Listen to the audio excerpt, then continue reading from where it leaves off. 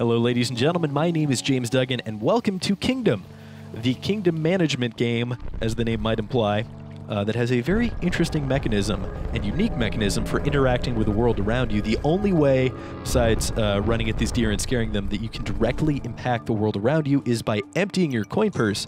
As you can see, I'm picking up gold here. And in this video, I'm going to show you how to survive the first 10 nights and get yourself all set up for what is hopefully a long and fruitful campaign in the Kingdom world. Now, I'm just completing the tutorial steps here, but I should disclaim that a big part of the fun of this game, for me at least, was figuring all this stuff out on my own.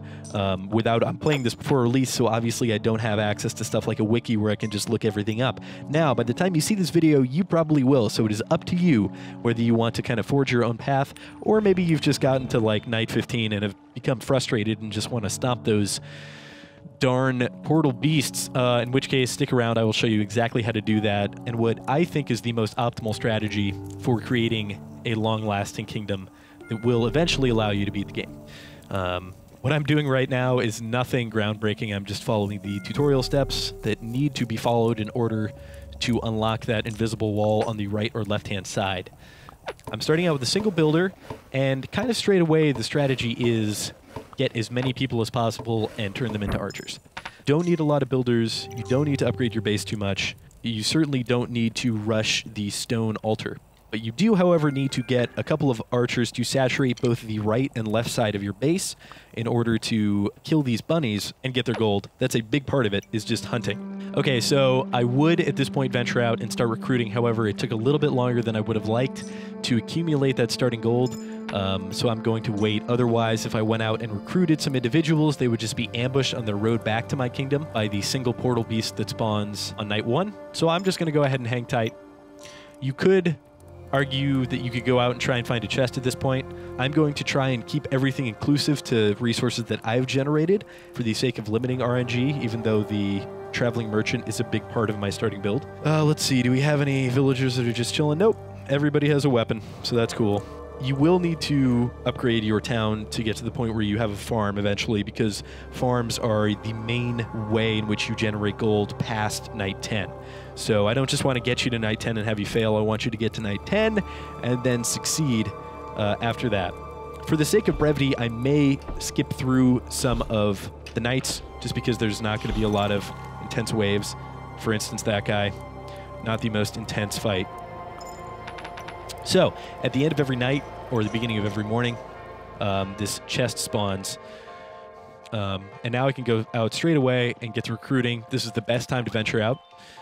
Actually, the best time to venture out is as soon as your archers have defeated the wave for that night, because that gives you the most lead time. Let's just see if we can find this. Oh, hey, there's a chest. Fantastic.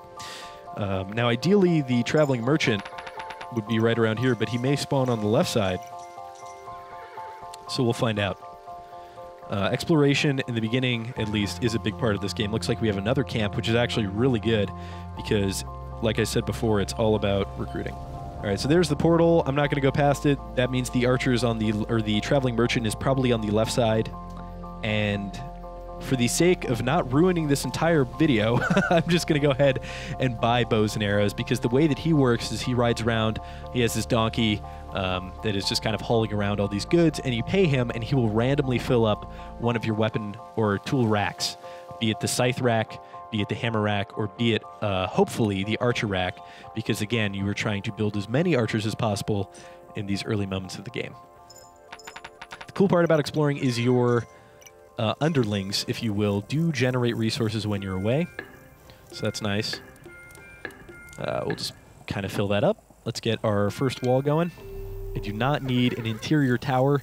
I've gotten to the point where I don't even build an interior tower because it sounds a little bit counterintuitive, but basically the more towers you have, the more of your archers are sitting in those towers, which means they are not on that front line. I'm going to go ahead and upgrade my base as well. They're not on that front line, all kind of clustering, which for my money is the most efficient way to beat the enemy. Just like exploring, you need to think about the times in which you are building. You don't necessarily want to build in late afternoon, because you'll be left with this kind of scenario where you just have scaffolding. And since I only have one builder at this point, I should probably make a second. But since I only have one builder at this point, it doesn't make a ton of sense for me to be trying to upgrade my walls when there are imminent monsters in, you know, 10 or 20 seconds. That'll just set me up for what will probably not end up being a base wipe. However, anytime you lose anybody in this game, you can make the argument that at that point you are playing suboptimally. I know that's the nerdiest thing you've ever heard, but it is kind of true. So again, we're just going to sit tight. I have some gold. Let's check how much. I've about half of a satchel worth of gold. Let's go ahead and turn one of these guys into builders. Get a second builder here on night 3, I believe, and the other one into an archer. And through the magic of video editing, it will suddenly be morning. Welcome to the morning of the third day. The chest has just spawned. There were about 3 monsters on either side last night, so nothing too crazy. So at this point, it's going to be all about upgrading my base to get the scythe vendor and building a farm. I'm going to go ahead and expand at this point to a second wall, and I'm going to put a tower here because this tower will be useful. Again, you do really have to pick and choose where you want towers, in my opinion, because if you build a tower at every single hardpoint, then that's just a lot of troops that are spread all over your kingdom. But that second tower is one that, in previous playthroughs of this game for me, has stood for a very long time, and I've utilized to maximum advantage. Another thing that isn't immediately clear is you can clear these woods. If you were to destroy this tree, this native camp would disappear, and you would lose the ability to recruit people from that camp. So it's, again, a little bit counterintuitive, but you kind of want to keep your base as humble as possible for a while. Let's go ahead and get these upgraded as well.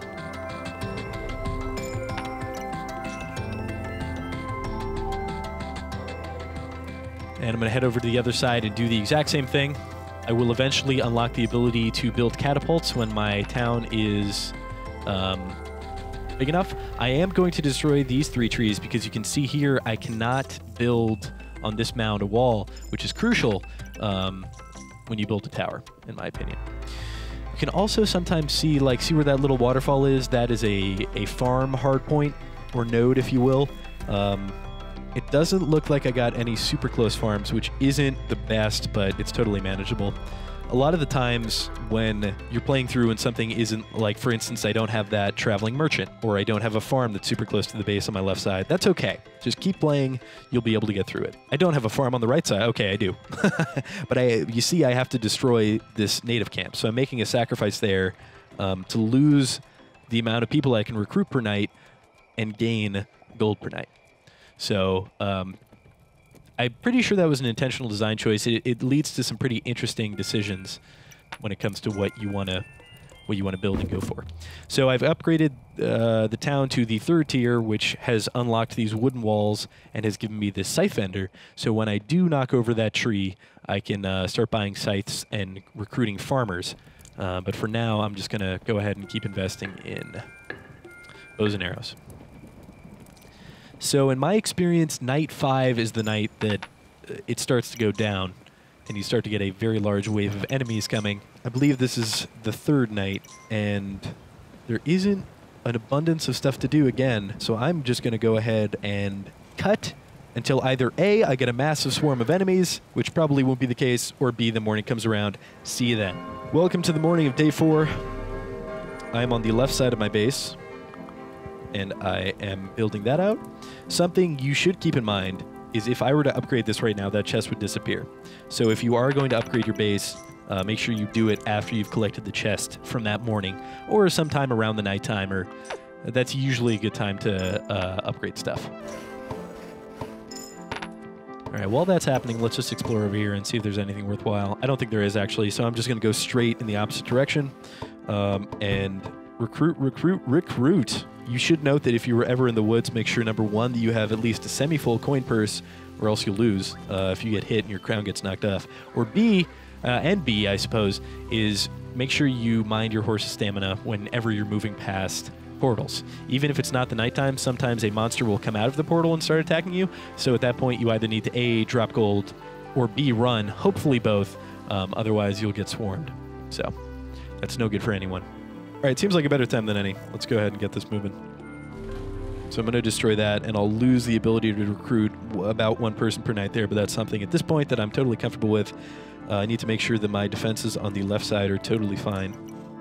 I will, before night 10 happens, upgrade to the point where I can create catapults and drive one to another side, and that's kind of the point in the game at which you need additional engineers, or I suppose builders would be the word for them. And it also is just useful because anytime you're doing any kind of upgrades like this in the late afternoon, you don't really have to stress that much like I am right now. Where's my second builder guy? There he is. The builders do kind of tend to flock to what needs to be done. It would be almost nice that if you had like 5 or so, some would just stay on the right side, because when your kingdom becomes a minute across, it takes your builders just an enormity of time to get from one side to the other. But for the most part, I've been pretty pleased with how the AI works in that respect. And here it is, the morning of day 5. This is the time which you need to make sure your defenses are good. Frankly, I could AFK at this point, and everything would be just fine because I've built up enough archers and am comfortable with my base layout to the point where I don't need to worry about it too much. But since I am trying to kind of show you guys how to create a base that is going to sustain you past the first 10 nights, not just for the first 10 nights, I'm going to get this farm going and recruit a farmer. Or 2, actually.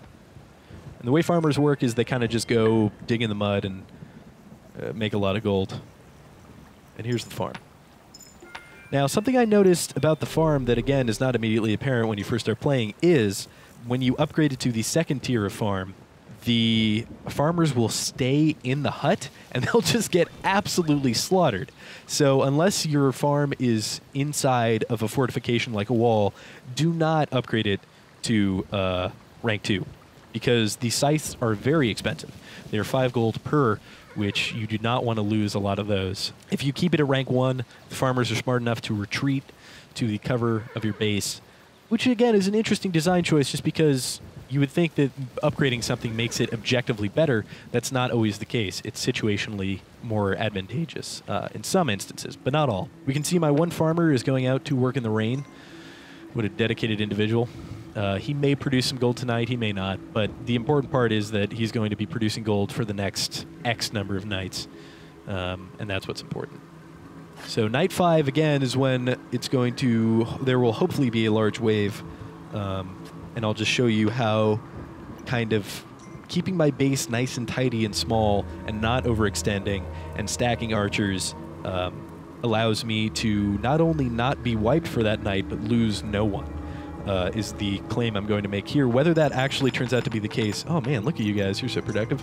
We'll find out. I may totally eat my words, but we'll see. The archers are heading back in to the inside of the encampment,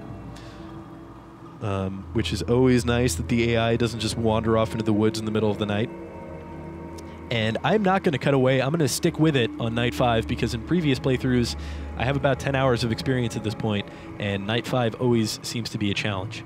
Sometimes you'll get what's called a blood moon, and you can see in the background that the moon is red. This is not one of those instances, but anytime that does happen, yep, here we go, you get a massive wave. And this is a relatively massive wave. So I've found that there are kind of hard points where night 5, there's usually a very large wave.